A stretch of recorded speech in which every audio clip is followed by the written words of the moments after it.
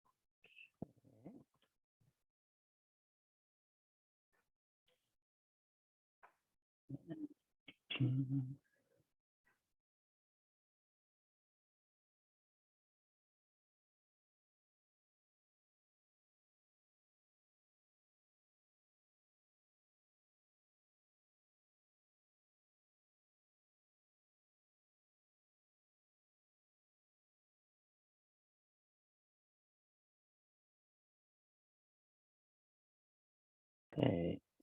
I believe it'll be Dr. Padilla who is presenting today. So Dr. Padilla, if you could just go ahead and raise your hand or send me a direct chat, I can make you the host and we can get started. Yes, absolutely. Good morning, everyone. Perfect. There we go. Good morning. Good morning. Good morning. There we go. Dr. Padilla, you should have host abilities now. Okay, sounds good. All right. Thank you again, everyone, for joining this morning. Please just remember to put your name and campus into the chat, and we will make sure everyone gets their certificate and credit for being here and listening to this engaging topic. So take it away, Dr. Padilla. Thank you so much. Thank you. Okay, I'm doing this. Let's see. Just let me know if you can see my screen. We can.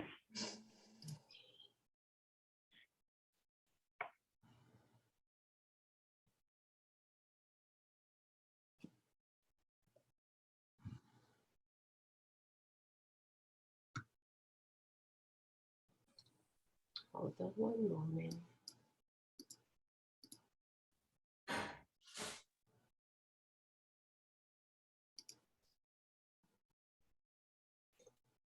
Okay, so I will just have to give it.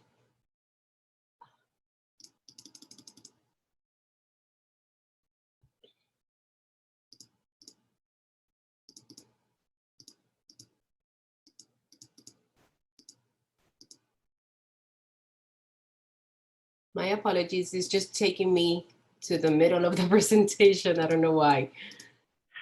That's quite all right. It's Saturday morning. It doesn't want to. Oh, yeah. And the computer knows it, right? Exactly. Who told the computer that it was a weekend? Yeah. Okay, I think we're almost there.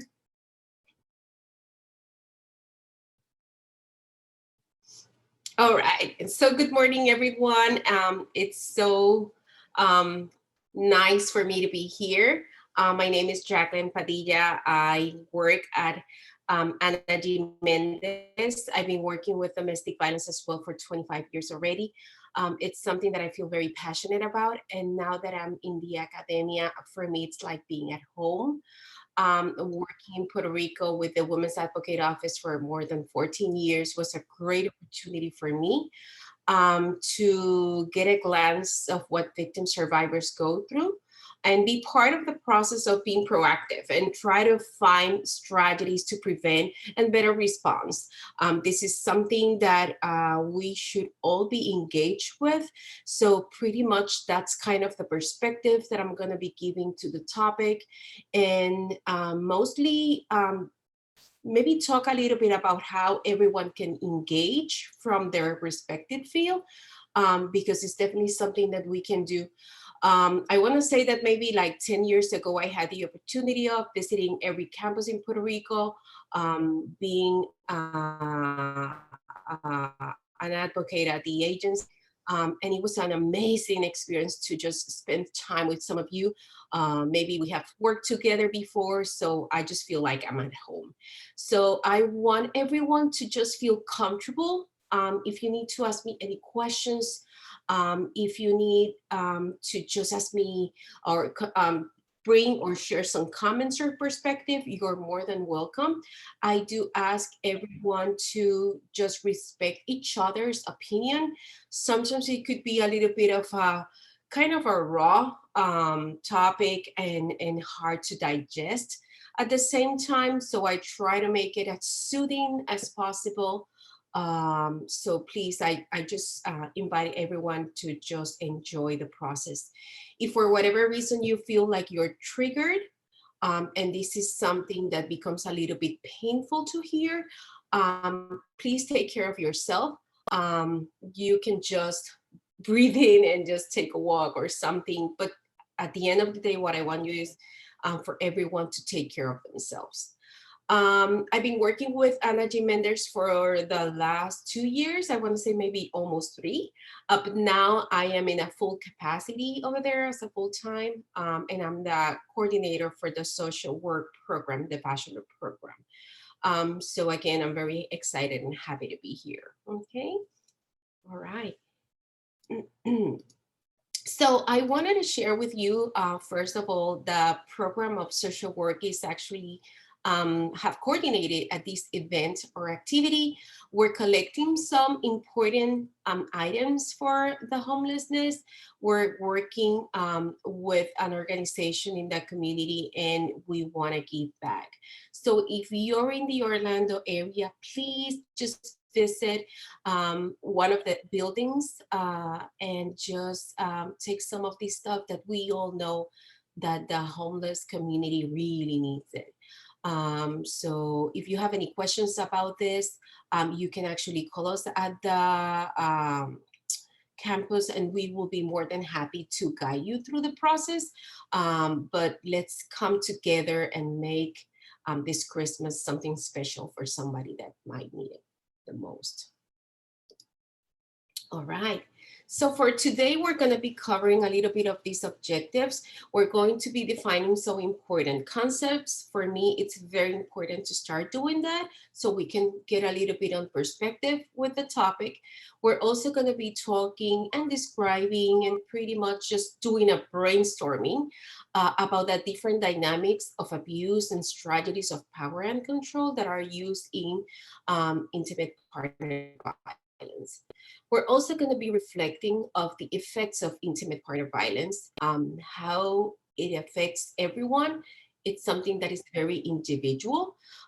So with that being said, we're going to try to have a little bit of a broad idea of what does it look like and how bad it could be, right? We're also going to be talking about the factors that can either increase the risk or that we can work with in order to be more protective when it comes to the individual, relational, community, and social aspects of it.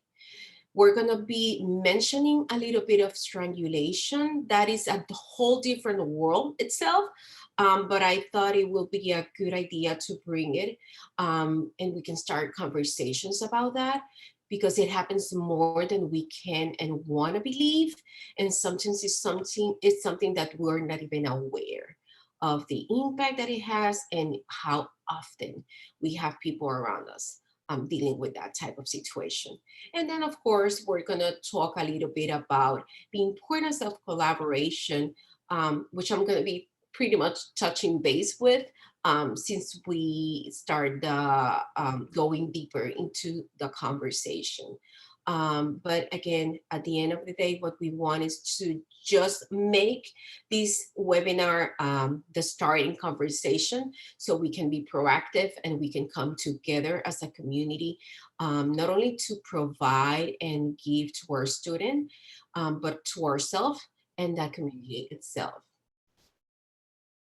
So this is the social definition, and I'm very, I think I've been 25 years doing this. I think it's very helpful to kind of differentiate the definition of domestic violence from a social perspective and then from a legal perspective. It says a lot about the barriers, the systemic barriers that we can be challenged with, and it can make a huge difference when we talk about social policies, public policies, procedures, programs, and all of those different components of the system. We want them to really mirror the social issues that are affecting the community, right? So with that being said, I want to start talking a little bit about this definition and then talk a little bit about the definition that the law provides to domestic violence here in Florida. Okay, so do I have any volunteer that wants to read this definition?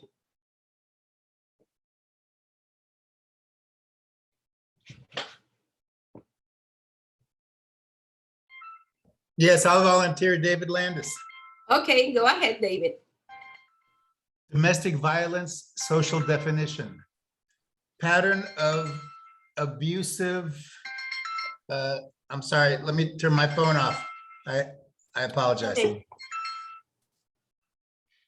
Pattern of abusive behavior in an intimate relationship exerted by one of the parties toward the other with the intention of obtaining and or maintaining control and power. Domestic violence can include dynamics of physical, sexual, emotional, economic, and psychological abuse, as well as the threat of using them on the other person. These behaviors can be intimidating, manipulative, humiliating, isolating, causing coercion, paralyzing fear, threat, guilt, and even lacerations.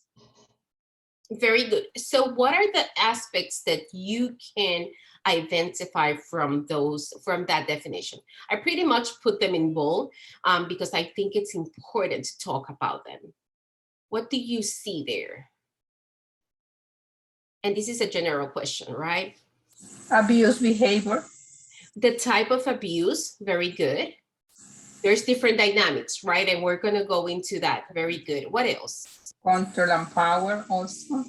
Yeah. There's a very particular dynamic of power and control, right? Very good. What else?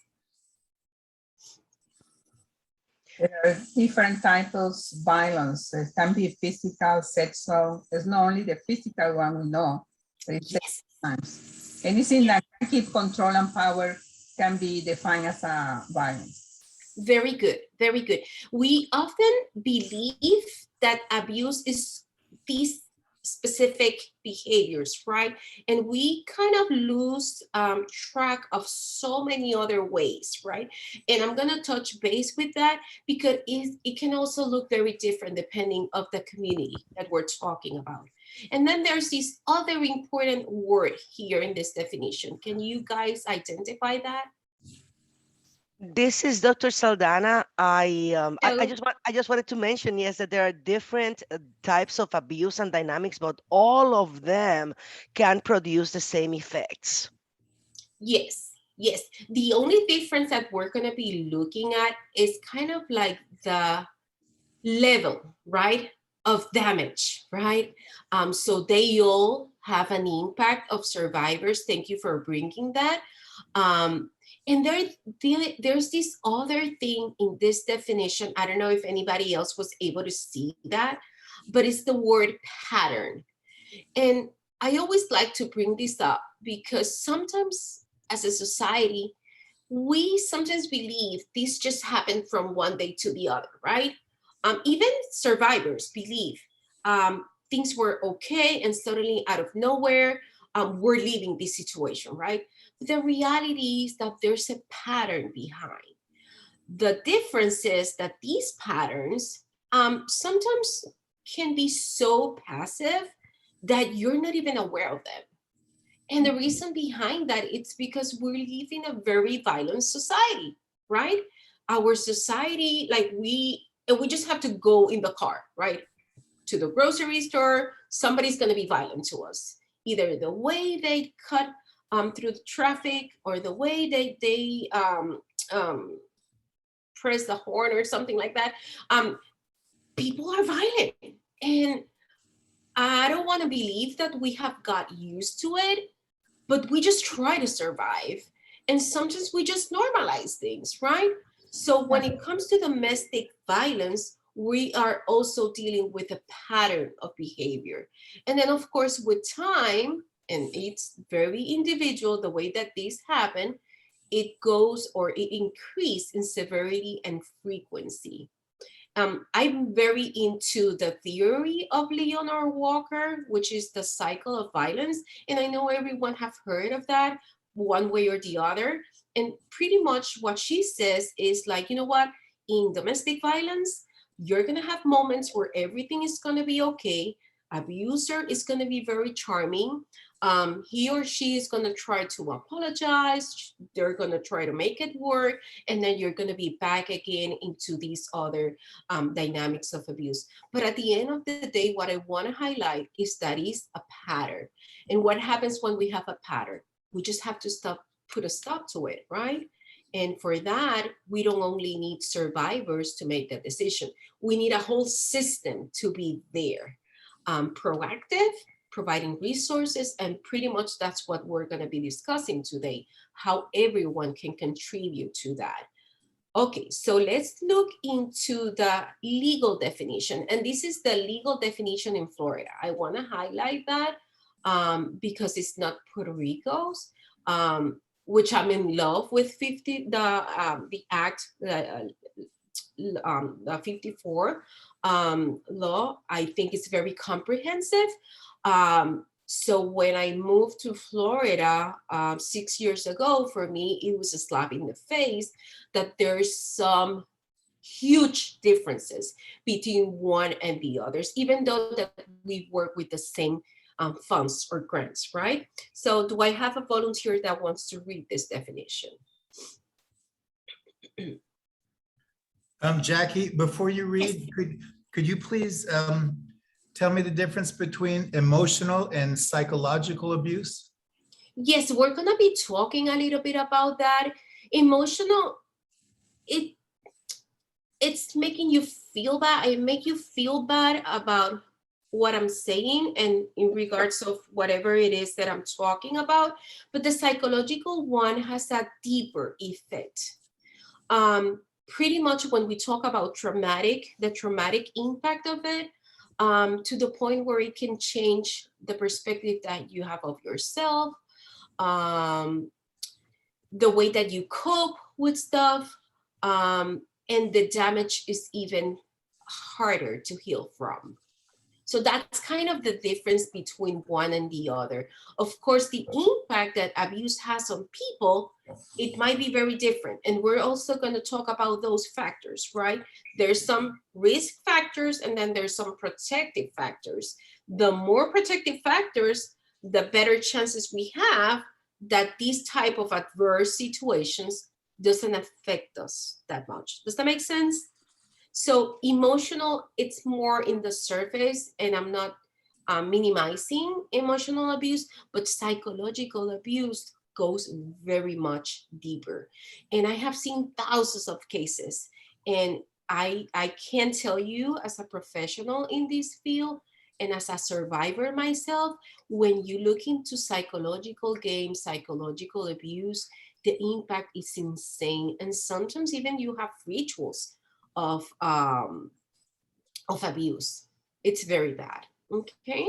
I Does think that it's answer your question? I think it's psychological also, involving the emotional as part of the emotional. However, emotional doesn't mean psychological already. However, you have a psychological already, you have an emotional involving in there. Yeah, absolutely. They're very much correlated. Sometimes we just name things, right? And that's exactly what we're doing today. We're going to have a conversation, a deep conversation about these things, and just have the opportunity of starting. Hopefully this is not going to be the last time we're going to talk about these things, right? And it doesn't have to be only me. There's a lot of different resources in Puerto Rico. Oh my God, I love my island. I love my coworkers over there and my partners. But in Florida, in the whole nation, and I want to believe worldwide, there's a lot of people committed to this and trying to make a difference, understanding how this goes and how we can come together to prevent and better respond to it, right? So do I have a volunteer to read this legal definition? Dr. Suarez, I'll read it. Hello, Dr. Suarez. Good morning. Good morning. Go ahead. Domestic violence means any assault, aggravated assault, battery, aggravated battery, sexual assault, sexual battery, stalking, aggravated stalking, kidnapping, false imprisonment, or any criminal offense resulting in physical injury or death of one family or household member by another family or household member. Very good. Thank you. So can you guys see the difference? Not in everything. What difference do you see there? Well, I have a confusion between sexual battery and sexual assault. There's some differences in the way the event happens to determine whether it's one of the oh my goodness, the type of charges that they're going to be pressed against the perpetrator. But it's very kind of legal kind of thing, right? Yeah. What else? What else do you see as a difference? Assault is an intention to touch you, battery is touching you. So that's different legal aspect. Mm-hmm.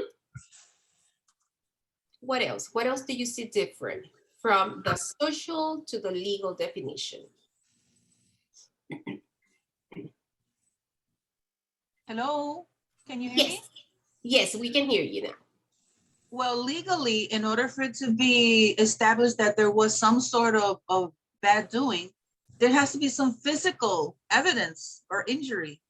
And so sometimes the stalkers are very careful not to leave physical evidence. And it still is sexual battery. It still is stalking. Let's see. Some of them are hard to prove. Others, yes.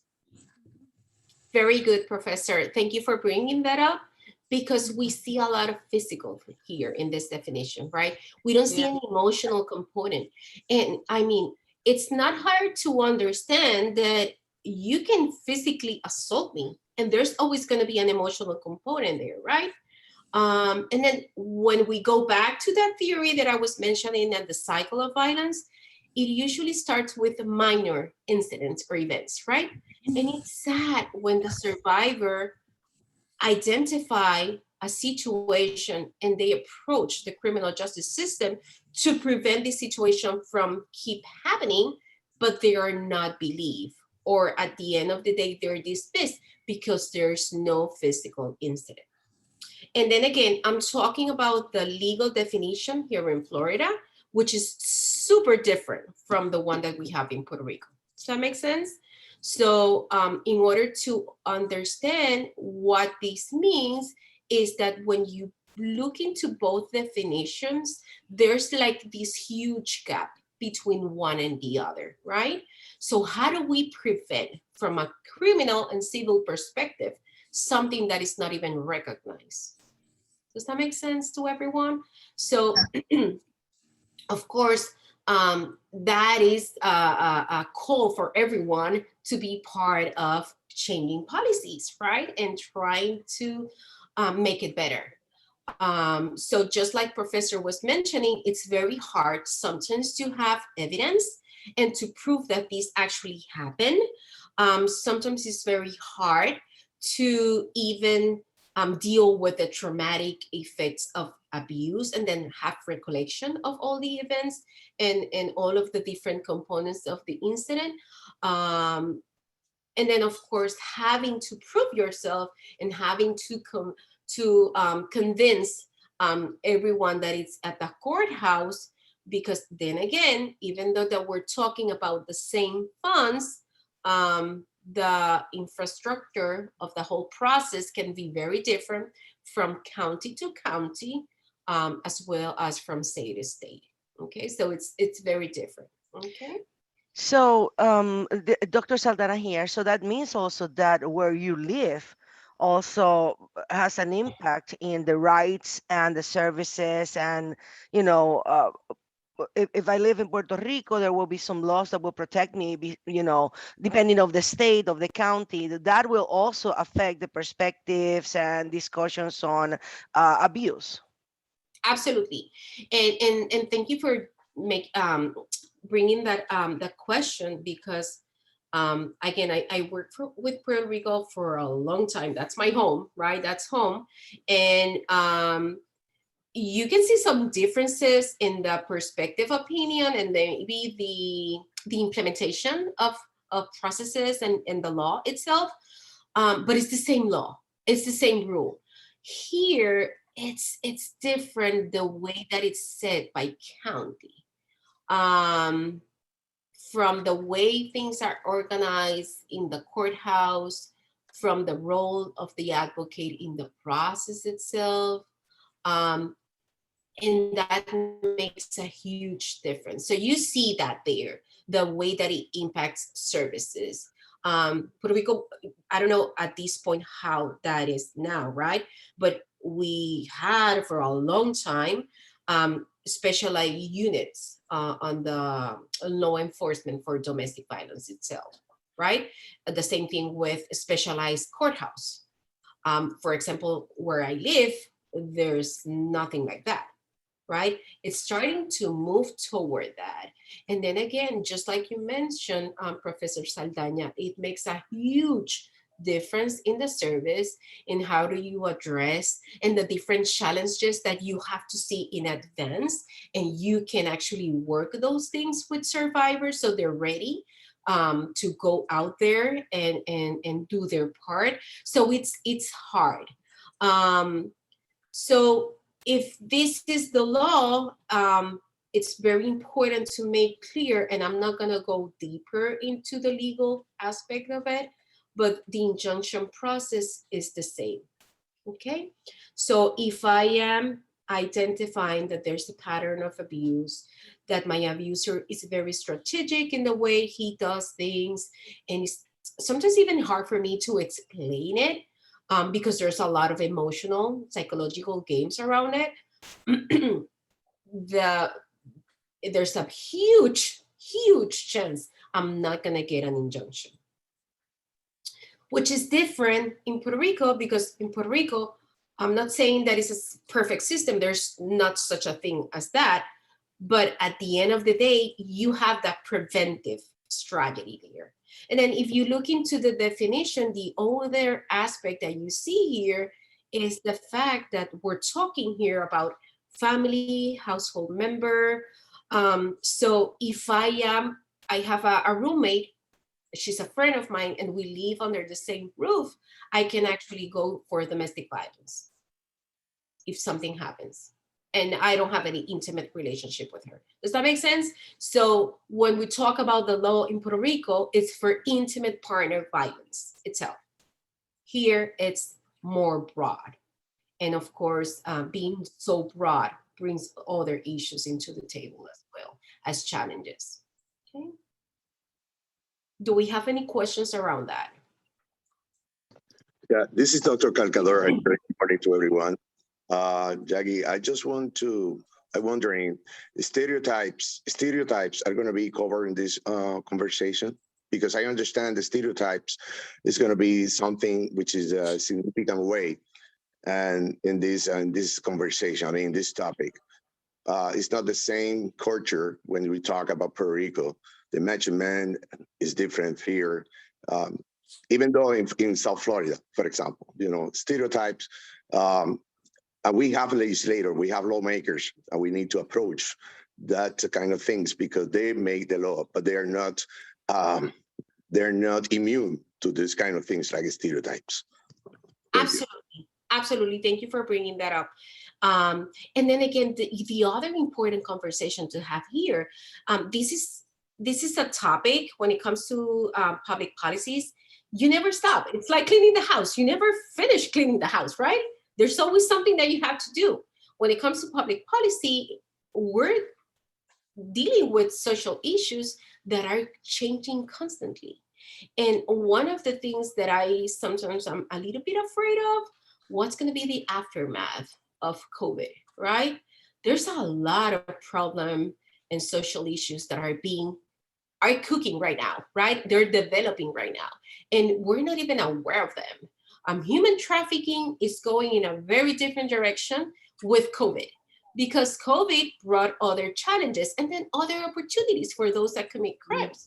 And the same thing happens with domestic violence, stalking, sexual abuse. And it's our duty as professionals, as a society in general, to understand how is people getting affected by it. Because the issue is that the fact that it's not affecting me doesn't mean that it doesn't exist, right? We have a tendency of, oh, why did that person make that decision? Why are they going through that? But I'm not in their shoes, so I don't know, right? So it's important that we reflect and we take a deeper look into how services are looking like. I used to receive a lot of these different situations, these other challenges, these dynamics or these circumstances. How different do they look from the way that they used to be 3 years ago, right? What do I need from a program perspective? What do I need from a public policy perspective? Okay. Professora Saldaña, you're raising your hand? Yes, I just one question came to my mind, and I maybe you are going to cover this in the training, but it has been repeated about the how savvy or how how astute these people are, the abusers, in doing this systematically without leaving a footprint, right? That would, and I wonder how these happen, how these people, how these abusers develop this ability to be abusers without being caught. That's something that came to my mind. It's bugging my mind. So I don't know if you're going to be covering it or not, but I wanted to have your perspective. Okay, yes, and that pretty much brings us to the next slide. This is a public health issue, right? This is not something that is just happening to whoever, to the neighbor, to that other person, and it's just them having issues. This is a public health issue. And with that being said, it affects everyone in so many different ways, right? So when we talk about abuse, sometimes there's this myth that children that live in this environment are going to be abusers in the future. But that's not necessarily the case, right? Children can develop, right, ways of dealing with stuff that is violent, and then we can have the other aftermath. We can have children developing a lot of difficulties to deal with issues, to resolve problems, to communicate, to express their emotions, and so on, so on, so, which is kind of like a little bit the passive victim kind of profile, right? So it's going to be different, right? But then at the end of the day, the other thing that we have is a system that is not, and this is my perspective, right? It's not competent in the topic. When I was in Puerto Rico, I started training judges in how to address domestic violence, how to better identify the risk factors, the dynamics, the stages of the process, right? And it was interesting because the more you talk about this, the more you understand. And don't get me wrong, I mean, that continuous learning process myself. I'm doing my PhD now, and guess what? I'm doing it in this. I'm doing it in social work, but I'm concentrating in trauma, because I need to know more. I need to understand. So I'm never going to be able to know everything. Never. And the day that I believe that, I always say the same thing. I would just stay at home watching Netflix, right? So we are all in the same crusade. We need to keep learning. So when you have staff that is specialized to deal with this, but you're having everyone accountable to keep learning about this topic, the chances are that we're going to be addressing this issue, or at least identifying this issue better, right? And then again, this is the systematic response, the system and social response to this type of issue. And I'm not only talking about domestic violence, I'm talking about any type of situation that is affecting a human being, right? So it is a public health issue. It is something that we all have to assume an active role and just ask ourselves, how can I contribute? How can I do this from my perspective, from my role? I remember, I want to say like 10 or almost maybe 15 years, I don't even know. I stopped counting. But I worked with this attorney in Puerto Rico, and we developed this curriculum for students that were in their bachelor degree. They were completing bachelor degree. And this was an elective, and we did it on domestic violence. And we were able to put that together for a whole semester in the University of Puerto Rico. I think it was Cajay, Recinto de Cajay campus. And it was interesting because we had students of different areas, medicine, the social area. I believe we had someone from anthropology. We have different type of students. And one of the conversations was that, how can I contribute? Even if I'm not in the social field, right? And everyone can do something about it, right? And pretty much as, again, was something that we're going to be discussing throughout the morning, but it's important to understand that there's going to be consequences, not only for survivors, for the children, for the perpetrator, but for everyone at the end of the day, right? All right. So when we talk about the types of abuse, these are pretty much the types of abuse that we're familiar with. We know about the emotional abuse, psychological abuse, physical abuse, sexual abuse. We have stalking, we have cyber stalking, we have financial abuse, and we can continue on and on, right? Now, there's this other thing that it's part of the conversation when we talk about domestic violence, which is dynamics of power and control. What do you think this means in the field of domestic violence, power and control?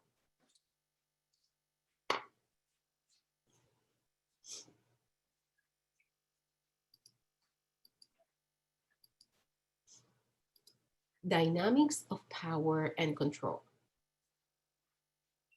There is a submission there. It's a submission. One person, one of the partners. Oh, we're talking about marriage because can be between children also, between brothers and sisters, you know, only with the couple, no? But it's just one person who keep the control and the other and allow them to control. Okay, so we're talking about strategies to control and have power over somebody else. And we can just start and put it out there in general. But when it comes to domestic violence, somebody is kind of doing something to keep that control, to keep that power, right? Yes. For example, this is Dr. Saldana. I don't know. I do not know about these dynamics, very interesting topics, but I know about dynamics of power of control, let's say in the organization, that if somebody has the power, somebody has the control and the other person is the subaltern, right? It could be, you know, it could be legitimate or illegitimate, but it's a power dynamics between who has the wand in the hand and who doesn't, right? Absolutely. Thank you, Saldana. And actually, I was going to actually say that I have a power here at this moment in this platform. I have a power because I'm the one talking, right? My name is the one in the first slide, but it's up to me how I use that power. Do I keep it to myself or do I share that with you, right? And that's why I told you since the beginning, just feel comfortable to ask me questions. Just feel comfortable to comment, to share anything that you would like to share. Because at the end of the day, this is a conversation that we're all having. And we're going to try to benefit out of it. And we're going to try to come up with strategies so we can be part of this, part of the solution, right? So again, sometimes we're going to see in institutions, organizations, families, communities, there's going to be some dynamics of power and control. And when it comes to relationships, mother to daughter, I don't know, husband and wife or siblings, sometimes we're going to see dynamics of power and control, and it's very important that we identify them so they lose power. And what am I trying to say about this? When it comes to domestic violence itself, this is one of the areas that I like to work the most, because I can define power and control in a very specific way, but that might not necessarily be the experience of this survivor. So if you guys ask me, how do I address, how can I help someone? What is it that your partner, whether it's a male or a female, does that makes you feel, I don't know, down, frustrated, or being controlled? And again, it can look in a very specific way for this person and very different from another, for another one, right? So defining how does it look like, and then talking about how does it impact me, it's a very good beginning, because we put a name to it. We identify how it impacts me, how it changes my perspective of the relationship or even myself, right? So this is the typical power and control wheel. This is how it looks, but I just did this diagram, but I wanted to touch base a little bit on it. It's a very, very good instrument to work with. The Duluth model in Minnesota developed this diagram because they noticed that survivors were always talking about the same type of dynamics, right? And they decided to just, okay, let's put them together. Let's try to find the commonalities between one and the other. And they did that. And they came up with this diagram, which is so helpful to be able to help survivors identify, how does it look like? How is emotional abuse? How does it look like in your relationship? So this is the type of diagram that you can see out there, right? And as you can see in the middle of the rim, you see power and control, which of course, that's what it's all about. And then the different dynamics that abusers can use in order to keep that. It goes from emotional abuse, isolation, minimizing, blaming the victim, intimidation, the threats, economic abuse, the privilege that somebody uses against the other one, and then the use of children. If you Google power and control wheel, with time, different sectors and communities and people around the world have developed different other power and control rules. And it's not that they have developed, just have adapted to a very specific community. So you have one for dating violence. You have another one for the deaf and hard of hearing community. You have another one for immigrants. You have another one for children, for later in life, you name it, LGBTQ. So it's a good instrument. So if you feel like you would like to identify one of these, just Google it and put it in images and you're gonna find it.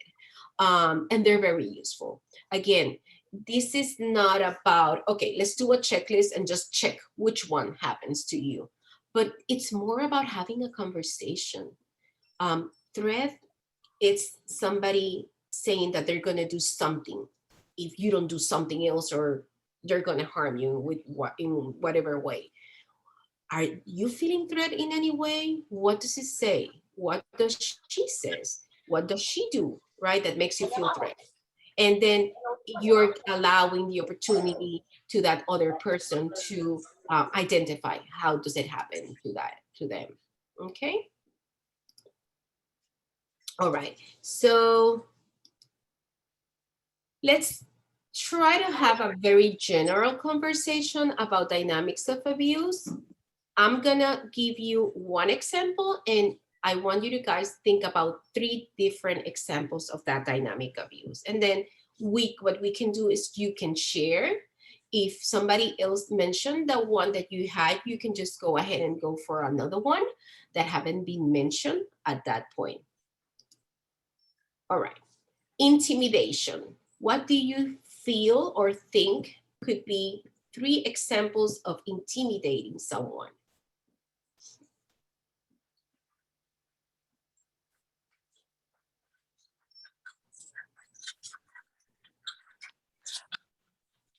This is Jackie Saldana. I don't know, being in your face when Yes. they invade your personal space. Absolutely. Yes. Yes. Thank you, Jackie.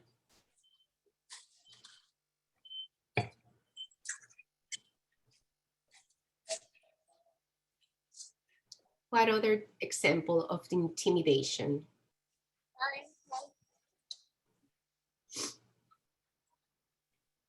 Slamming the door could be another one. Screaming or yelling, it's another one. Intimidation pretty much is a behavior that somebody does that makes you feel like a little bit of afraid, right? Maybe there's no threat involved, but they're doing something that sends you that message. And one important thing that I want to make clear, when you're in a situation of domestic violence, you know your partner. I mean, we all know our partners, right? We know our family members and friends, and we can see in their face because we already know them. So this didn't happen out of the blue, right? So when my abuser gets into the house and he's slamming the door or making faces to me or just closing their fist, right? That is sending me a message. Or pointing you, yeah. Mhm. Okay. Does anybody else have any other example?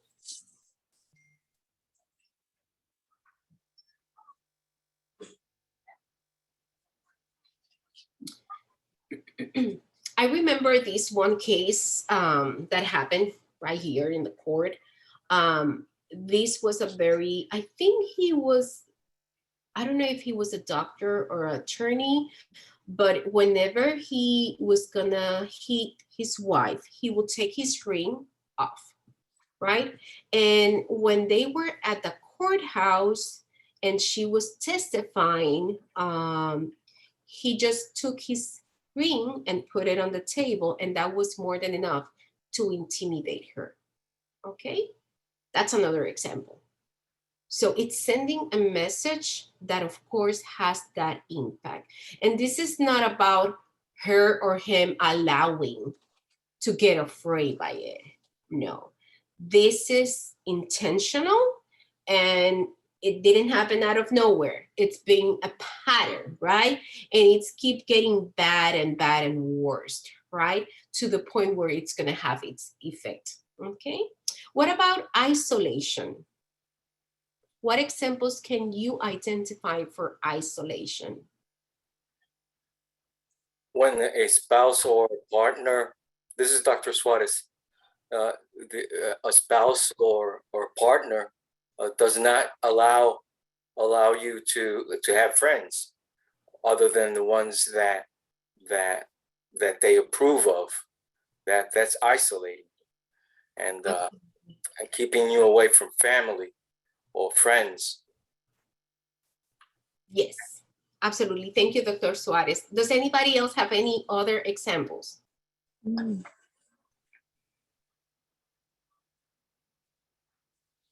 Taking out your keys or access, the keys of the car, or Yes, not allowing you to restraining your mobility. absolutely. Or even taking your phone away, or the internet connection, right? It's isolating. There's so many different ways that it can happen, right? But it's isolating you from the world. Very good. Can be, this is George Guadalupe, can be having only one car in the house. Yes. This type of controlling movement, right? Absolutely. Absolutely. Even, you know what? Even keeping track of the mileage of the car, to just make sure that you're not going anywhere, kind of thing. Putting you a GPS, which is kind of like stalking at the same time. And you can see sometimes a little bit of a mixture between one and the other.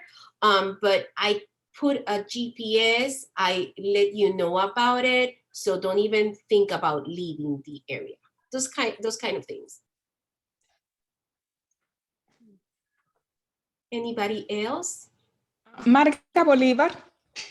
Another example could be that the abuser doesn't let you to go along anywhere because he doesn't want you to meet somebody else and probably give an alert of what is going to happen, or what is happening. Yes, absolutely. Very good. Thank you. Not allowing you to have access to the finances to make decisions about it.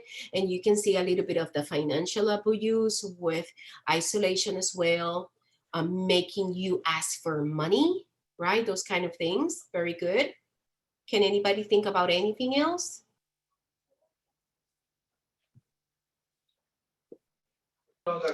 That exclude the budget, right? Yes. Okay. Just. Yes. I mean, I have had situations where they give you a budget of $10, $20 for the whole month. And then if But that's ridiculous. Who can live with yeah. $20, $40 a month? Absolutely. That's abuse. Absolutely. I have another example. Yes, Dr. Gonzalez. My name is Dr. Myrna Gonzalez, and one of them is controlling what you wear, and also if you wear makeup or not, and if you wear high heels. Yes. That could be totally controlled by whomever, and it's abuse. Absolutely. Absolutely. And I'm not going to be too graphic because I can tell you so many stories that I have heard and survivors that have shared and trust me and share their experiences. But even checking your underwear, and there's kind of a ritual with that, right? So there could be so many, or even affecting that you get to work on time.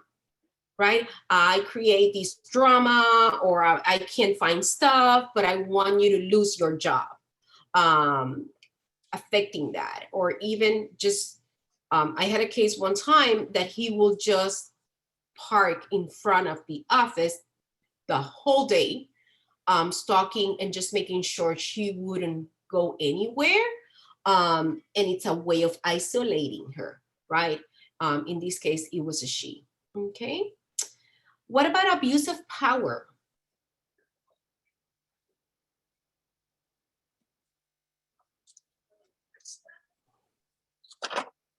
What do we think about that one?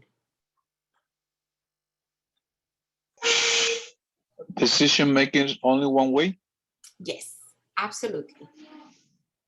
And then you know that we all have different skills, right? And there's different professions that, of course, they have specific expertise, right? An officer, deputy that is an abuser will use their knowledge of the law, their resources, their connections to keep that power, right? I'm a psychiatrist and I medicate you without you knowing. That's a power, right? I'm a judge, or I am a doctor of any other sort, right? So I am using a power in a very particular way. And of course, we have been talking about using power in so many different ways.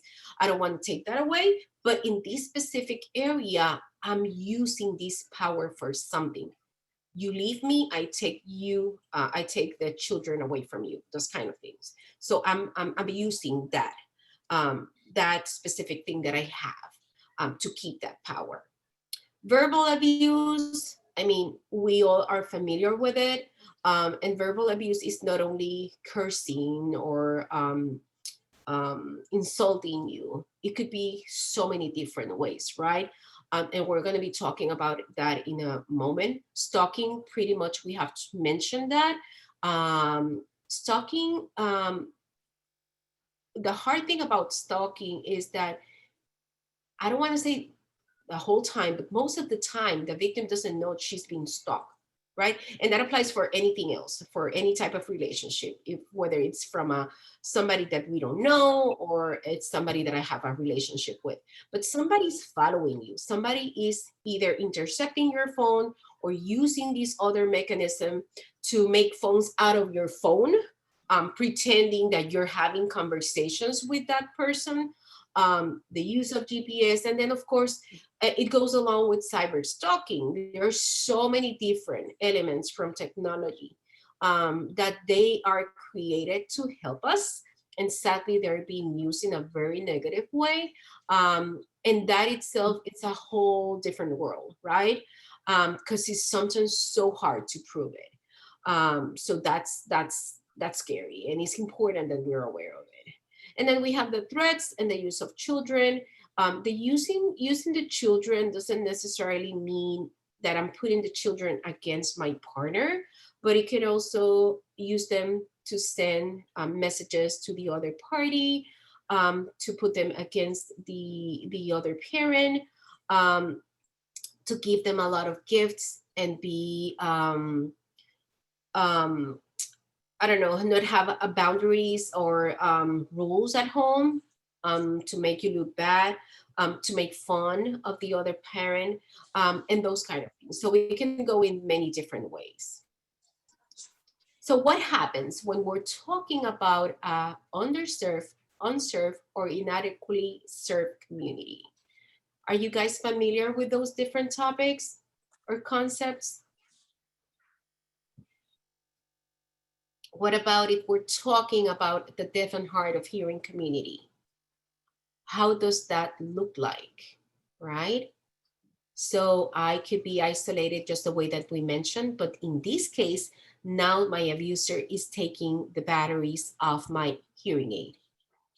I depend on a wheelchair, and now that partner or abuser is actually breaking that wheelchair so I can't move, right? What if I'm blind and now that abuser is moving furniture around the house so I hit myself, right?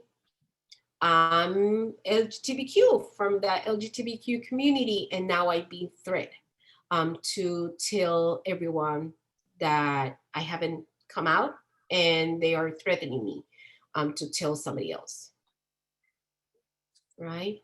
I'm a person later in life, and now it happens that my partner, my caregiver, it's not giving me my medication, and I'm bedbound, and it's sexually abusing me, and it's not allowing me to go to the doctor to receive therapy or receive services or just receive some services at home.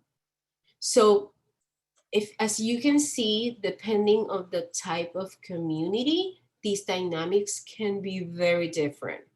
I'm an immigrant, and this person is taking important documentation from my process away from me, or out of the blue said that they're going to report me and get me deported, or they're just gonna not collaborate with the process, right? So dynamics can be very different among groups. And when we talk about groups that are not being served appropriately and they have to deal with so many different challenges, dynamics are going to be even worse. Okay. And then, of course, abusers are going to shape that power and control depending on the needs of that survivor, on the vulnerabilities of that survivor. Does that make sense to everyone? Yes. Yes. All right. So these different strategies can look very different. And of course, there's training for each and every one of those communities. And I don't want to get caught up because I can continue talking about them, but it's very, very interesting the way and how creative abusers can be. But let's talk now about risk factors. What do you guys consider to be risk factors for intimate partner violence?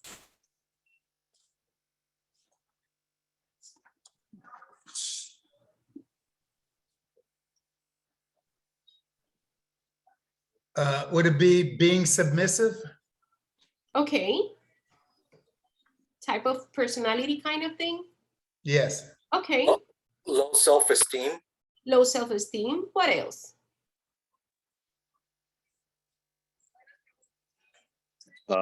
Probably might be not knowing about the candidates of the right. I'm so sorry, doctor. I couldn't hear you. I'm saying, this is Dr. Calcador. I'm saying that probably not knowing, sorry, excuse me, about your rights, not knowing about your rights as a victim might Absolutely. be a factor. Absolutely.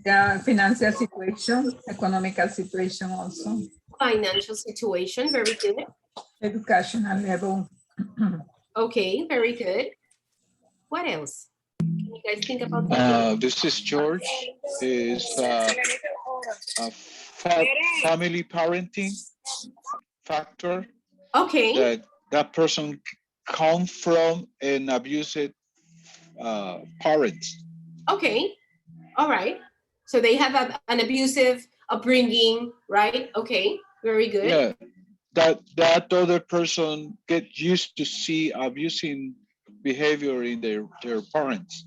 Okay. Okay. Thank you, George, So for they that. feel that is, yeah. Okay. Anybody else have any other that they want to suggest? I think also that when you have within the scenario, you have alcohol and drug abuse, that might be another risk factor. Very good. Very good. Anybody else? Psychiatric disorders, Okay. diagnosis. Psychiatrist. Okay. Mental health issues. All right. Anybody else have any other? Was level of education mentioned as a risk factor? Yes. Yes. I believe somebody mentioned it. Thank you. Yeah. So there, we can continue going on, and we're going to talk about this. Usually, we have a tendency as a society, and hear me out with this. If I'm walking down the street and I'm going to get to my car, and I don't know how many of you have gone through a situation like this, right? You're going through your car and somebody comes and take my keys away, or just they stole my car. Even when we watch a movie and we see a scene like this, we're like, but why didn't she run? Why didn't she have her keys on their hand? We have a tendency of questioning what we feel it's easier to question. And the majority of the times we have a tendency of questioning the people or the person that is receiving the abuse. Does that make sense? And what I'm trying to say with that for us human beings is so hard to understand, why does a person decides and makes the decision of abusing another one. And I want to put it out there because at the end of the day, if I am going to be abusive, that's my decision. There's not such a thing of I lost control, right? I made the decision. I made the decision of not looking for help before. I made the decision of allowing me to get agitated about this. And the reason that there's a rational process behind that, it's because you actually see a lot of abusers or perpetrators being one way in front of people and then a very different way inside the house or the relationship, right? And for us, it's very hard to understand, why do people do that, right? So it's easier at some point, and I'm not saying that we just don't care, I'm not saying that, but we have a tendency of just asking, why did you allow that to happen? Why did you just didn't go away with your children, right? It's easier for us to question the person that is receiving the abuse than the person that is actually perpetrating that abuse, right? And that itself is a risk factor. And it goes along, and I don't know if it was Dr. Calcador that mentioned it, it goes along with our stereotypes, with our perspective, of how this goes, which then again is very much connected with our cultural beliefs. That's why at the end of the day, there's no accident, or it didn't come out of nowhere, the fact that we're going to see the same funds, the same grants, right? And they're implemented and used in a very different way, depending on where we are, right? So when we talk about risk factors, and I love working with the socio-ecological model, there's factors in the individual, in the way people relate with one another, in the community, and then society. And when we think about all of these different things, what we're actually talking about is how can I reinforce what is actually protecting people from being a victim or a perpetrator, and how can I reduce what is a risk factor in that level.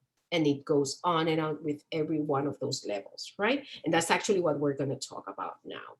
So our perspective, why did victims stay? Why they don't just leave, right? Why do they stay with it, or they just give them another chance? That was our perspective as a society, okay? And that perspective doesn't help, because at the end of the day, we end up blaming the victim. There's a lot of different issues around it, and we're gonna talk about it. And one of them is when we talk about the individual, it's trauma, right? If I ask you guys, and you don't have to respond this, but when we look back into our story, our upbringing, our life, just try to identify all of those different challenging and very difficult moments in your life, right? We all have been victims of something. We all have traumatic experiences, either in a relationship with someone, or from an ecological perspective. I was in Hurricane Maria, right? I went through that experience. That is traumatic itself, right? There's so many different experiences that we can be part of, that affects our perspective of life, our perspective of ourselves. So that itself, it's a risk factor, right? I don't remember who mentioned it, but there's this thing called polyvictimization. A majority of the victims of intimate partner violence, whether they are male or female, they have experienced traumatic experiences in the past. Bullied at school, or sexual abuse by a family member, or they were raped, something happened. And I'm not saying that that is the reason for intimate partner violence, but just like I mentioned with the presentation at the beginning, dynamics of abuse themselves are a risk factor to be abused, right? And it's important that we're aware of it, because our inaction, not doing something about it, and not being proactive, it's a way of being violent with others. And we have to assume a different role when it comes to this, right? So children are going through adverse situations. Children are being isolated now with the COVID, and that itself is affecting them. They're bringing everything. Just my grandson, it's now dealing with asthma. But where has he been? He's 7 months or 8 months now, until now, at home with mom. Mom's been working from home. So he didn't have the opportunity of just building his immune system, right? And now that he went out, now he's getting like sick and stuff. So there's a lot of different effects of COVID and the social distancing that we've been practiced. I'm not saying that it's wrong, but our human nature, our way of dealing, surviving, and related with others are going to be impacted. And it's our responsibility to just pay attention to that. So children, women pregnant, everyone is exposed to different types of situations and experiences, and sometimes having more than one traumatic experiences in life, or being abused in many different ways. It's part of being polyvictimized, okay? So when we talk about risk factors, there's some risk factors related to the age, gender, stage of development, the severity and the frequency that that abuse happens, how long that the victim being exposed to that, the role that that person played in that dynamic, personality, just like somebody mentioned at the beginning, the presence or absences of resources and protective figures, and the system response. And usually when we talk again, and I'm going back to talking about children growing in this type of environment, not every children is gonna get affected in the same way. That's why when we see siblings, one of them could be very badly and negatively affected, and the other one is different, right?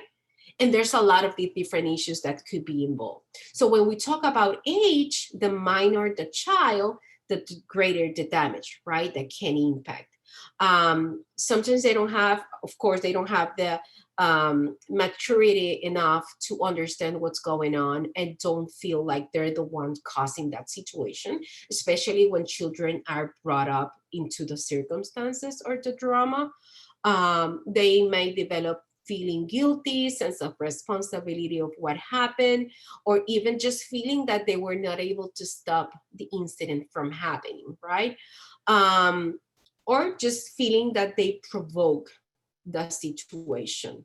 Of course, children can react in so many different ways, right? They might be reluctant to go to school, have a very hard time concentrating. When we talk about teenagers, the use of drugs, absenteeism, being impulsive, engaging in violent relationships, or actually bullying. And I cannot cite the research, but I just heard not long ago that the cases of mass shootings, or at the end of the day, like the threats of mass shooting that we have heard of so much, the abusers or perpetrator in these cases, the majority of them had a previous history of being abusive with their partners at school.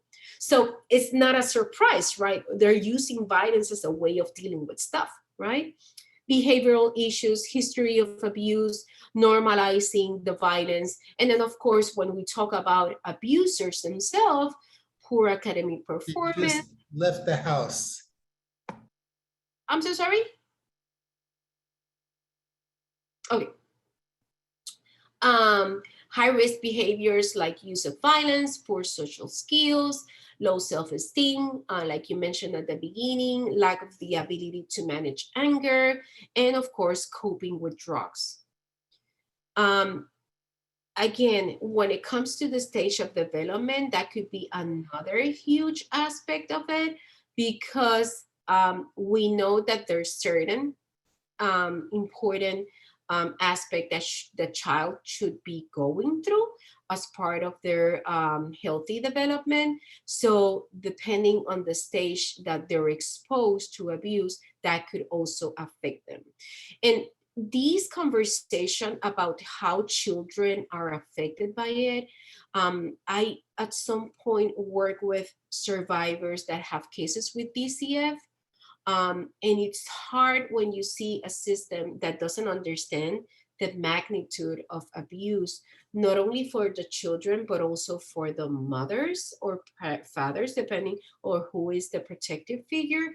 Because when you talk to those survivors or victims, you're actually talking to children that were exposed, right, when they were children. Does that make sense? So having a very hard time trusting other people, feeling safe, having a healthy perspective of life and others, low self-esteem, and then of course not having that sense of being protected. One of the things that I noticed, and I was able to identify with some specific research, is that gender not necessarily have a huge impact in the way that boys and girls are gonna end up, whether they're gonna end up being perpetrators in the future or victims themselves. It's more related to the way that they are used in the dynamic. And one of the things that it was actually observed and identified is that girls can have more passive internalize symptoms or behaviors than boys. For example, some internalized symptoms could be more related to being anxious, being concerned, not being able to concentrate that much. And then some externalized behaviors that you can see more in the other end, tantrums, wetting the bed, and those kind of things. So those kind of were the only differences that they were able to identify when this research was done. But I mean, we are seeing so many differences nowadays, so it will be interesting to know and look for future research about it. And then when you talk about children and their role within the dynamics of abuse at home, you can see so many different ways that children are used. They could be the ones that are trying to protect the victim, whoever that is, mom or dad. They could be mediators in the process too. They could be trying to be present to prevent another issue from happening. They could be trying to take care of everything so they can avoid or try to help avoid another incident, right? They could take the blame for it. They could try to be very manipulative to survive, right? So there's so many different ways that they are going to try to survive, which at the end of the day, it's what is important here. And then another important aspect that it's going to have a huge impact in how children are getting affected by this is the presence of support resources. So when you have children that are going through this and they have this uncle, this grandfather, or this neighbor, or this friend, this teacher that they can talk to, that makes a huge impact on them.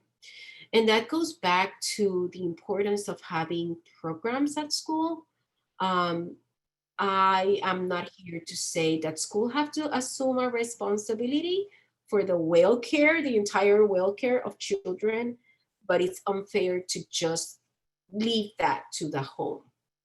Because again, we are members of a society and we're getting impact in everywhere we go. Even when we go to the grocery store, we see stuff that are socializing us, right? So it's important that in any type of field, we are kind of developing and creating and putting out there strategies to help others survive and have resources available. Of course, when we think about the individual level of persons or people, there's this system of belief that we have created through time, and we romanticize love, right? We have these expectations, this hope, and that itself can allow us to even be more hopeful that things are going to get better. And of course, that goes along with the myth that we create as a society and how much we're bombarded with movies and stuff that are always sending a wrong message of what a relationship really looks like. Again, there's promises in the process that this is not going to happen again, that you're making things up, you're being exaggerated, oh, now you're crying again. It's just that you're as crazy as your mother or your father, you know, that nobody's going to want you. Like, you were even raped when you were a child. Do you think somebody's going to care about what you have to say? Those kind of things are part of the dynamic. And then, of course, they build up into what have already been broken when it comes to self-concept. And then again, I'm not saying that they're abused because of their system of beliefs. We're talking about how people and the society, right, replicate this myth and just try to understand and justify what somebody is doing very wrong. Fear of being abused, fear of loneliness, especially when you have to get a divorce. you're getting a divorce, like people judge you because of that, and you're going to be with your children, and how are you going to do this, and you're in a very different country, you don't have anybody here, and now you're going to lose your job, my goodness, you're not going to be stable financially, and all of those different things. So there's a lot of concepts and beliefs and stuff, and when you don't have anybody to talk with about these kind of things, and you don't have a support system, or you go to services, you go to a psychologist, to a social worker, whoever, and that person doesn't understand dynamics of abuse, is even harder, because now you leave home with the frustration and the shame of not only going through this process, but being judged in the making. And then of course we talk about trauma. Let's talk about trauma.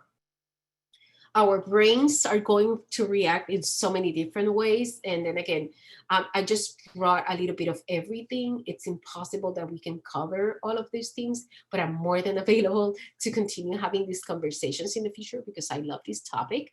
But the brain develop different ways of coping, right, with unhealthy situations and adverse experiences, right? And not everyone is gonna deal with it in the same way, but a lot of individuals sensitizes when it comes to stress. A lot of survivors develop very hard time and abilities to cope with stress. When there's trauma, survivors can have issues remembering the events or having recollections of what it happens, how did it happen. Sometimes they will get numb. People will develop seizures, have absences. I'm trying to find a word and it just slipped my mind. But it's gonna bring another issue into the table. That's kind of the reason why PTSD from veterans, and you can put a survivor of intimate partner violence, and you can see the same kind of neurological reaction, right? Because there's going to be a lot of alterations to that neurological system. Okay. So that is a very brief area of the individual, right? So what happens with the relational? We all are constantly relating with one another. And one of the things is that we see people engaging in relationships that are unhealthy. And we're just trying to soothe what we're going through. So one of the things that we can see is people like dating unhealthy relationships. They haven't been able to identify what was wrong in that other one. And then of course, when it comes to children or teenagers, we're going to see the same tendency. And that goes along with abusers themselves. And then of course, if we are at school and we have a relationship with a teacher where the teacher doesn't come forward to talk about a very passive behavior from the student, she might or he might be losing a great opportunity to address a child that is going through domestic violence, right? I have heard before of teachers that will say, oh, that student, I mean, and this happened to me, my child, my youngest one, he's very quiet, very shy kind of student.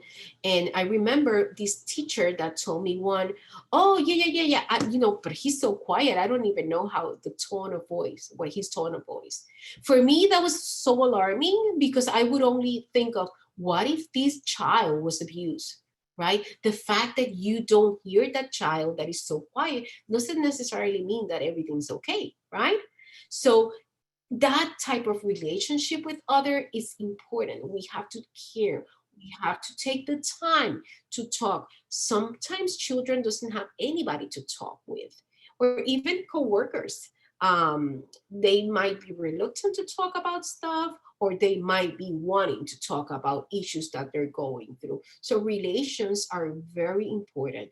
And I'm not saying that we have to take care of people, but be sensitive enough to kind of look for services and provide with resources so they can address those issues. What about our communities? If we have communities that there's a lot of poverty, neighborhood are not as healthy as we would like them to be, it's violent, poor responses, lack of services, that's a risk factor itself, right?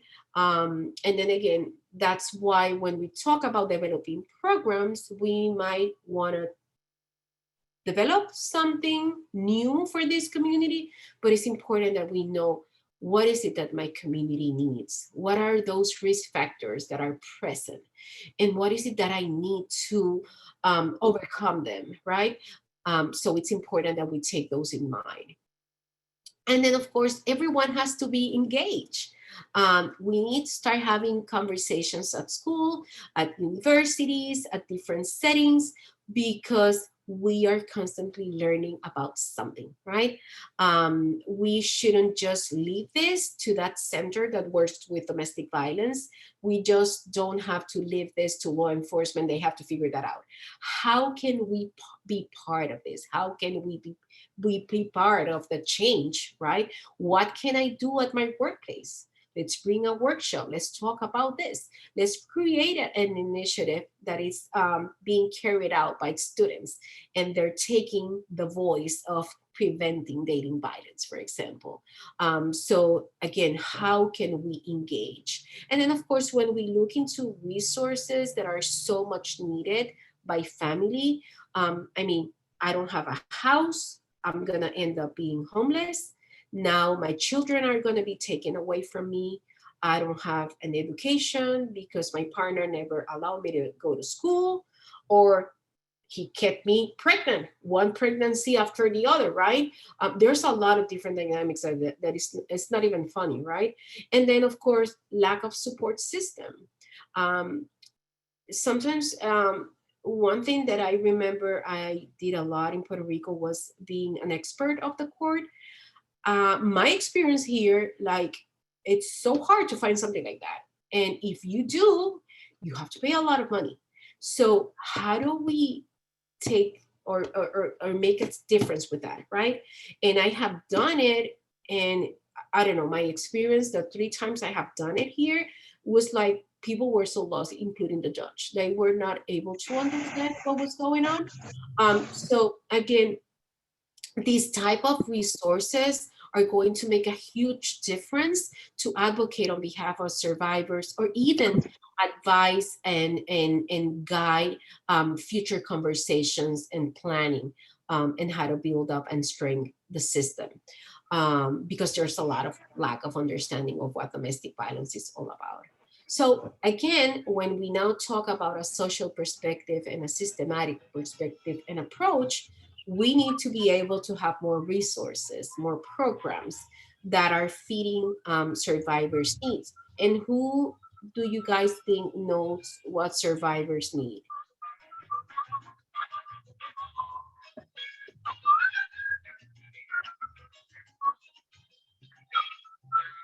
How do we know what survivors need? You know what, I think that not even the survivors know what they need. And I was going to say, Jacqueline, we ask the survivors, right? We ask the survivors, absolutely. We need to ask the survivors because at the end of the day, they're the experts of their situation, right? It doesn't matter how long we work with this, we are never gonna know because every situation is different, right? So we ask them. We do focus group. We have conversations. I guarantee you, if we have an initiative, let's say we put together an initiative at the university and we have conversations with students and we ask them, what do you think about abuse? How bad do you think it's affecting? Have you had any situation where you have been through an adverse situation like this? Who was there to support you? What was helpful in the process? If we ask those questions, we're going to have an idea of what is needed and the direction that we should be taking. because it's more frequent that we want to admit, right? Consistent message. We have to have that consistent message. We cannot be victim oriented or survivor oriented, and then the next day say, you know what, well, they made a wrong choice with that partner. Like, that is not to us, because we're never gonna know entirely what people are going through. I mean, we don't know what we've been through, right? We're trying to figure ourselves out, and we spend a whole lifetime trying to do that. So there is no way we can tell for others what they have done right or wrong, because at the end of the day, it's not up to us to decide or determine, right? Channeling and provision of necessary services, the partnership with community programs, it's insane. It's amazing how much it contributes. Ana Jimenez has a amazing partnership with organizations. And of course, I can talk from Orlando because I'm here. And even when I was related to Ana Jimenez in Puerto Rico, I saw the same. But the ability to partner and just contribute to the community, not only for the students, but the community itself, it's a great opportunity. Just having students completing their internship in the field of domestic violence, human trafficking, DCF, and all of these different agencies that are in so much need, it's a great opportunity to give students the opportunity of having those resources and learning and just putting them into practice. So again, when we come together and we're part of the conversation, or we actually call a center and tell them, you know what, we want to contribute. How can we do this? More than just having interest. How can I do this? What can we do together to provide and to strengthen the community?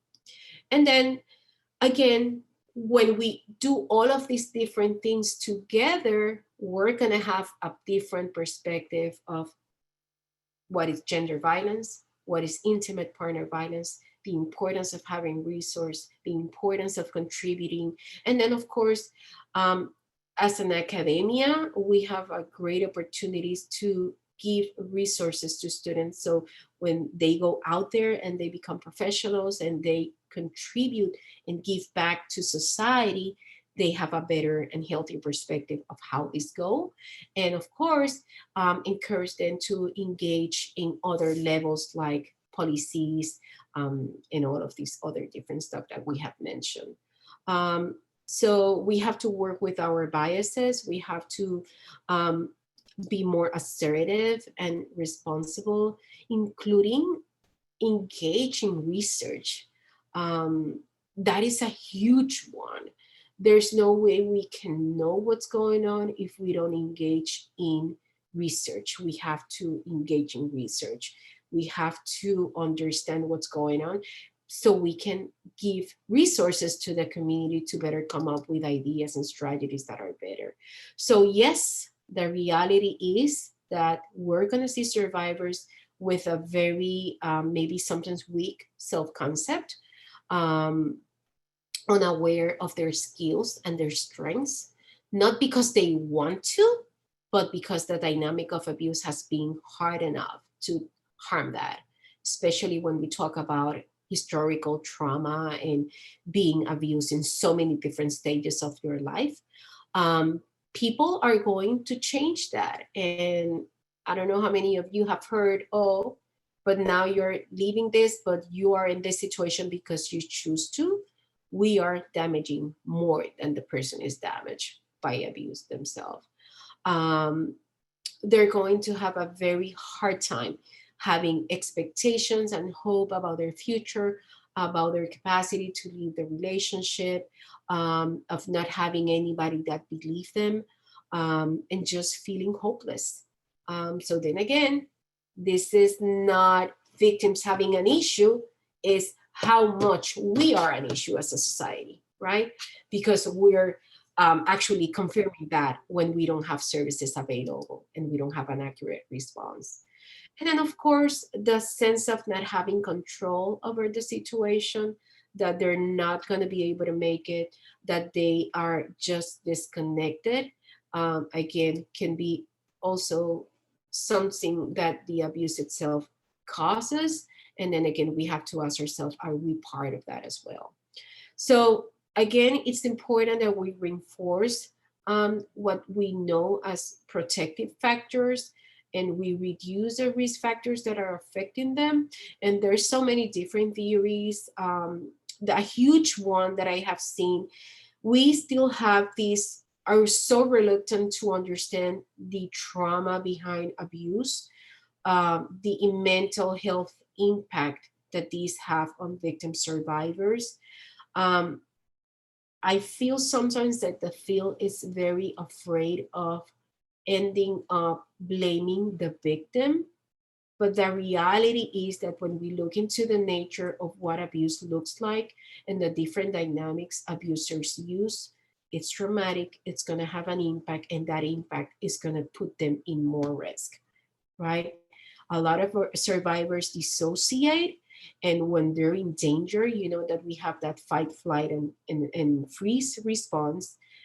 A lot of survivors freeze, or they could be fighting, and it's a response to trauma. But we don't understand that.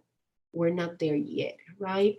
So it's important to have this conversation. And then again, that's why it's important to engage in research, so we can highlight and we can bring more information about it, and just step out of that. Because we have to be proactive. We cannot continue doing the same thing, right? When I was putting together this information, I had a very hard time, because I was like, okay, just stick to these specifics, because I can be talking for days, right? But the reality is that whenever we see, oh, there's a training of domestic violence, we don't want to hear more of the same. We want to engage in real, deeper, and more realistic conversations, right? I mean, that's what I want to do. I want us to go ahead and start talking about specific proactive actions to make a difference, right? So let's talk about providing more resources. Let's talk about strengthening organizations that are lacking funds. And Ana Jimenez is doing that beautifully. And I'm not saying that because I work with Ana Jimenez, but I see it every day. And we're contributing to that social change with our students. Let's talk about how does this impact the mental health of survivors, and how can we have clinicians, mental health practitioners that really understand what domestic violence is. They have an understanding of what DSM-5 looks like, but does that have any connection whatsoever with DV? We have to be in that position, right? And then when we talk about how do we look at this from a work environment, we're going to see a lot of change in workers, right? In staff, not being able to produce as much as they used to, isolated. And this is a huge one. And again, in Puerto Rico, you have the Statute 217. We don't have that here. So, I mean, we're Ana Jimenez. We can bring something from Puerto Rico here and kind of develop a plan and how to protect students and staff and come up with ideas, because we can have abusers going into the campus, right? How do we get ready for something like that? Can we have a crisis management plan to be ready for something to deal with that and just prevent and take action and understand and see the red flags? That's, I know for sure, where we're stepping into. And then of course, be able to protect our staff, be able to protect the services that we provide. There's higher cases or higher lethality in some situations, and understanding what does that means and how does it look like. It's another important way of course, protecting our own. So I wanted to touch base a little bit about strangulation. There are some symptoms that we can see or signs. Does anybody have any questions so far? And I'm sorry, I just don't want you guys to protect your time, respect your time. Jacqueline? Yes. I have a question. What about the Violence Against Women Act? VAWA, the Violence Against Women Act? Yes. Yes, amazing act. It has strengthened society in so many different ways, with resources, with models that are giving a different approach.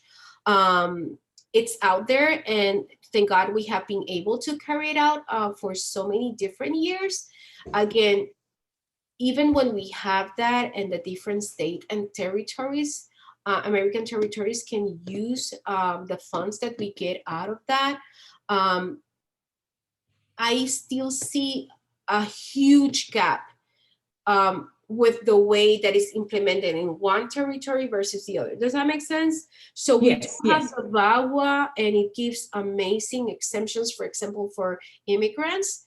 And it gives a lot of different remedies and resources from the federal perspective and point of view. But then when you implement them, that's where you see the huge differences. Does that make sense? Yes, thank you. Mhm. Yeah, absolutely.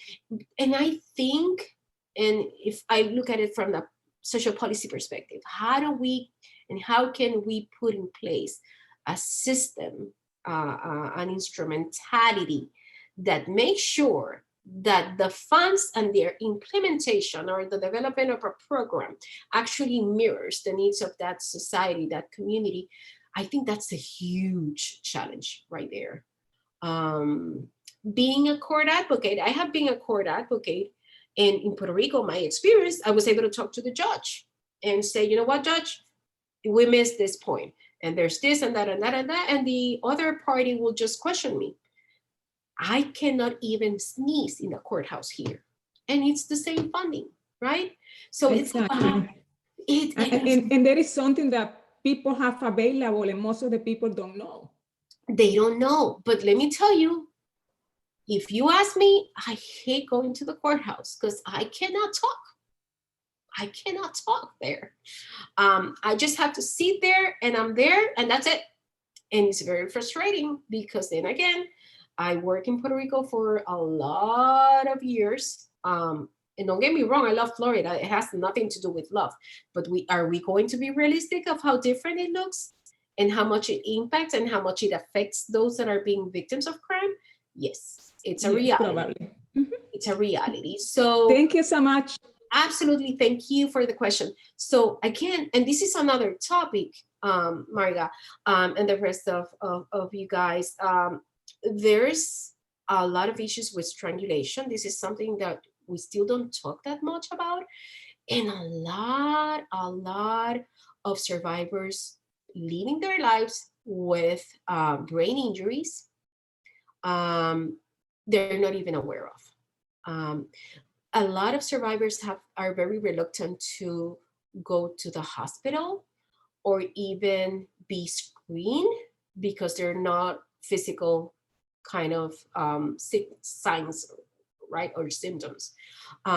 We don't necessarily have to have a symptom to have a brain injury. So again, some of the signs that I just put in the screen: red eyes or spots, neck swelling, nausea, vomiting, unsteady, loss of lapse of memory, and all of those different things. I just brought to share with you a diagram so you can see the different symptoms and signs that we can have. And some of them sometimes could be very hard to identify or even feel something adverse about it, right? I have had situations where survivors are having a hard time functioning. They're out there, they're working and everything, but they never went to the doctor. Or if they did, there was a reluctance to do MRIs or CT scan. And when you actually make it happen, there's a brain injury there. So strangulation itself, cutting that flow of air and the circulation, has a huge impact.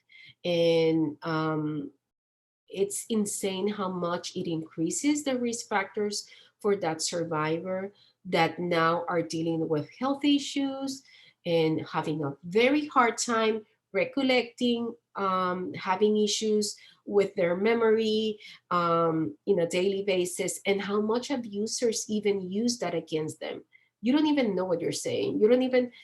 You cannot even put a sentence together. So what are you talking about? Those kind of things. And sometimes if we are not aware of all of these things, we can actually believe what the abuser is actually talking about, right? Because it's going to be harder for us to understand. So again, ringing in the ears, bruising, swollen, or redness, scratch marks. A lot of abusers hit in the head, right? Because you're not going to be able to see those scars or whatever kind of sick signs we have there, right? So again, it's important to have these conversations and just be able to see the severity of it. This is pretty much the structure of the neck and how bad it could be. I always remember one situation. She was dealing with a very high lethality, and she was having a hard time and very frustrated about the whole process and the whole response of the criminal justice system. And she will lose track when she was talking. And then, of course, we can connect that. I mean, I've been there so many times, right? Stress doesn't help. But in this particular case, I was like, have you been hit in the head? And she was kind of mentioning, yes, he used to hit me in the head because he wouldn't leave marks and stuff and blah, blah, blah. And I was like, have you been hit in the head before? So it ended up, she was physically abused by her parents when she was a child. And they used to hit her in the head. She had an accident, a car accident, and she was hit in the head. She had an intimate partner, a dating violence situation, and she was raped as well. And this is a professional just like you guys and me. You will never imagine, because we all have our own experiences, right? And I asked her, have you been having migraines? And we started doing kind of like a list of symptoms that maybe she was not even aware of them. And I was like, okay, so you're gonna go to the doctor, you're gonna ask them to please practice da, da, da, da, da, and that you're gonna tell them that your experiences, and we did the list. She had a brain injury and it was insane. They were able to treat it. And then of course, stabilize her. But it's serious, okay? And then we cannot talk about domestic violence without talking about safety plan, right? Safety plan is a huge one, but safety plan is not about what survivors do for themselves. It's about how we contribute. How do we respond immediately? How do we hear and we care? How do we come up with stuff that we can have in our own agencies and organizations to be part of the solution? How much we engage and raise our voice and take and be the voice for survivors out there, making a difference in what we have. And at the end of the day, what we want is to prevent. And how do we prevent? Of course, educating ourselves and understanding that we have to be humble. We're never gonna know enough. And there's always so much we can learn. My best teachers are survivors. They give me the honor to hear their voice. And of course, life gives me the power to do something about it. So I invite you all to be part of that. Remember to contribute and put your donations at the lobby at the Orlando campus. And then again, be part of this huge movement for the sake of our children, for the sake of society, and just be involved. Okay. Do you have any questions?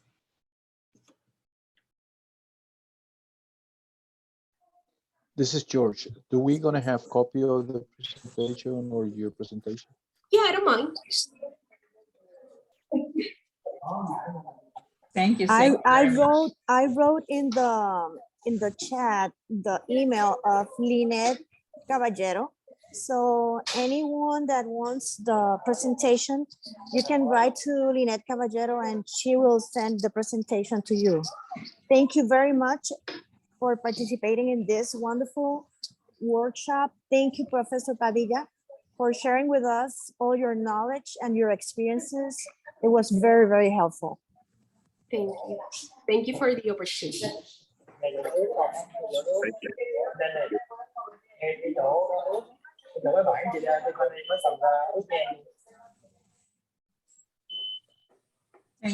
you. Does Okay, anybody- thank you, Jacqueline. Have a good day. You're welcome. Does anybody else have any questions? Or No. we're good? Yes, Jackie, a question from David Landis. Yes. What relationship have you noticed between domestic violence and homelessness? Oh, huge one, huge one. A lot of survivors lose their housing, and that's how they end up being homeless. And we don't see, we're still not there to kind of understand the correlation between one and the other. That's kind of the same thing that is happening with human trafficking. So it's like there's social issues that are more interconnected than we wanna believe. So again, victims of domestic violence are in the list of I don't know how many different populations when it comes to priority for housing, but the need is so huge that it's not funny. Is human trafficking considered domestic violence? No, but there's situations where you can see abusers trafficking their victims. And I had a situation one time, there was a domestic violence situation and he was actually obligating her to have sex with males in order for him to have an income. So we can see that more often than we want to believe as well. And then, of course, the relationship between whoever is trafficking them, sometimes they make them believe that they're together, that they're in a relationship, that they love them. And that's just a strategy that they use to make it happen. Thank you so much. I appreciate it. Bye. Absolutely. Thank you. Jackie, this is Dr. Calcador. First, Yes. I would like to show you my respect and appreciation for this Okay. great topic. It's not an easy one. It's not a topic that we might cover just in a couple of hours, based on the nature of the phenomenon. But I just want to share with you that later on, I would like to contribute with you and Jimende. Based on my experience, my father is a former legislator. We work in Puerto Rico with underserved, and here I work with underserved communities as well. As a matter of fact, in a couple of hours, I will be on an event in South Florida, just working with underserved communities, just, delivering, food and all kinds of support. So I will be more than happy to contribute with you, if you wish, or you have any project specific, just let me know. Okay. Thank you so much for that. Thank you. Okay. I'm so excited about that. Thank you. Yes.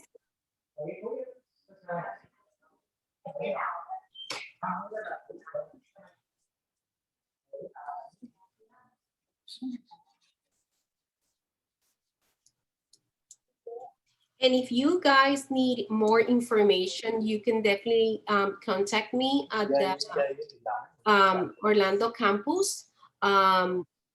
The social work program is working together to bring different topics to the community, to our students, to the faculty. So we have an excellent guidance. Dr. Carrasquillo is very proactive in making social change. So we don't have to graduate to be doing that, right? So we're in the perfect scenario to do that.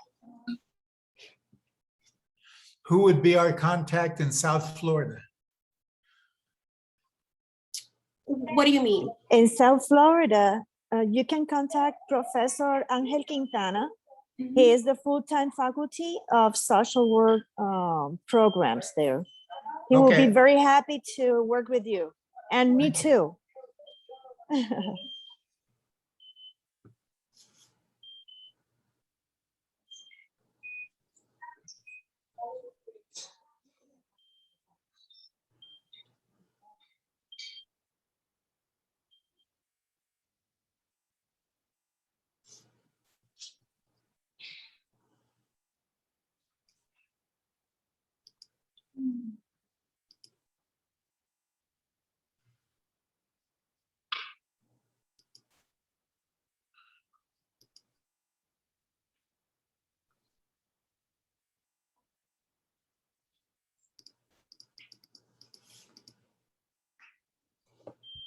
So Professor Padilla, let me congratulate you.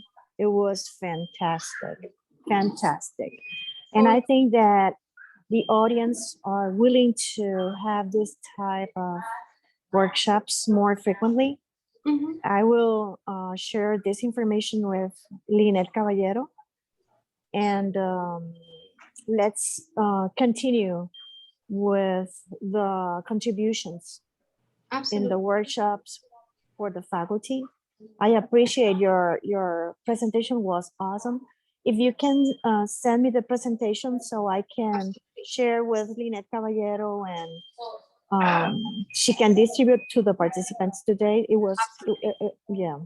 So thank you very much. So you can leave the connection, and I appreciate your participation today.